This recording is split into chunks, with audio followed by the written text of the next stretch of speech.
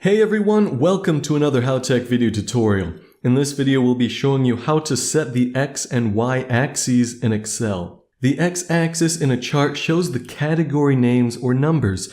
The Y-axis in a chart shows the values at each of those categories. If Excel didn't set your chart up properly, or you want to swap the X and Y axes, then this video is for you. Let's create a chart and set up the axes. Select your data and click Insert, Scatter or Bubble Chart, Scatter with straight lines. You can see that the data looks wonky, and that is because the X and Y axes are flipped.